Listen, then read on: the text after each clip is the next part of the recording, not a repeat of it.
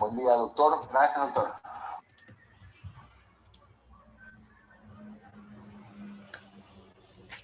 Hello everybody. Hola a todo mundo. Bienvenidos un día más a clases virtuales de inglés y pues vamos hoy día a trabajar en la página 56-57 de nuestro libro. Así es que, ¿qué tenemos ahí? Tenemos una lectura, tenemos unos vocabularios que está de diferente color, por ejemplo rojo, está de verde. Vamos a trabajar en esta lectura. Así es que abramos las páginas que corresponden. Vamos a escuchar, por favor, y seguir la lectura que tenemos. Voy a compartirles la pantalla de la lectura. Presten mucha atención, por favor. Page 50. Reading Quest. Number 1. Read and listen to this article. Ok, en el audio dice página 50, pero acá nosotros en el libro es un poquito más actualizado, tenemos página 56. Continuemos con el reading, sigamos la lectura las veces que sean necesarios para mañana pasar directamente a la actividad de la página 47 de nuestro workbook. Así es que intentemos entender de qué trata la lectura, así es que prestemos mucha atención. The Tale of a Colombian Refugee in Panama. Extract by Nazli Zaki in Panama City. I have everything I need to tell you my story. So many people back home have not lived to tell theirs, Maria says as she launches into her harrowing tale.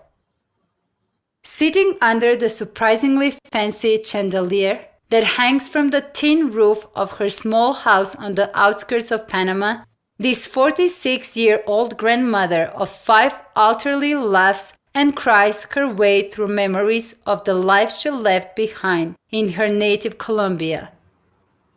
A year ago, threats from an armed group forced her to escape with her family to Panama, where life is still tough but not without its rewards.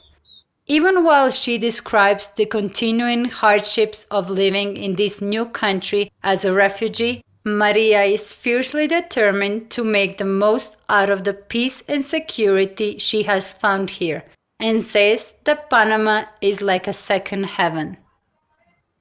Like Maria, most of those seeking asylum in Panama recently have been Colombians fleeing the armed conflict there.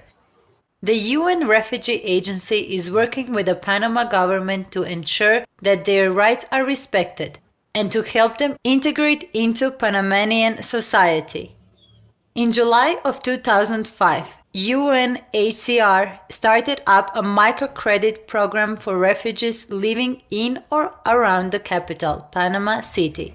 The small loans provided under this program are intended to allow refugees to set up or strengthen their business enterprises. Maria has just received one of these loans, which she will use to buy an oven and fridge to expand the catering business which she started on her own a few months back.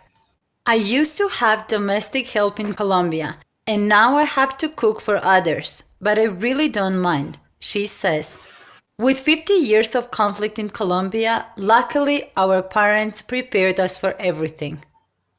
In August 2004, after giving the keys of the estancia to a friend, promising him he could keep it if they did not return within 5 years, Maria, her husband, 3 daughters, son, stepson, and 4 grandchildren were finally able to cross into Panama, where they applied for asylum. One grandson stayed in Colombia with her son's ex-wife. When Christmas came around, a neighbor took them to the local church. In spite of the family squabbles over money, which were now frequent, Maria remembers it as the best Christmas they have spent together, because of the way they felt more united than ever before. Maria is aware of the long way they have come. I can tell you what it means to flee from your country. I can tell you what pain is, but I can also tell you what overcoming all of this means. Now I cry, but my tears are no longer tears of pain. They are tears of tranquility. Still, she dreams of going back to Colombia one day, just to die in her native land, she says. When the time comes, I won't even take the time to pack. I'll just fly off. But then again, who knows? Maybe by then I won't even want to hear of Colombia anymore. Listo, chicos. Eso sería la lectura de hoy, la actividad de hoy. Vamos a leer, vamos a intentar entender. Si necesitamos repetir el video, hagámoslo. Recuerden que mañana pasamos directo a la actividad del libro. Nos vemos el día de mañana y pues se cuidan.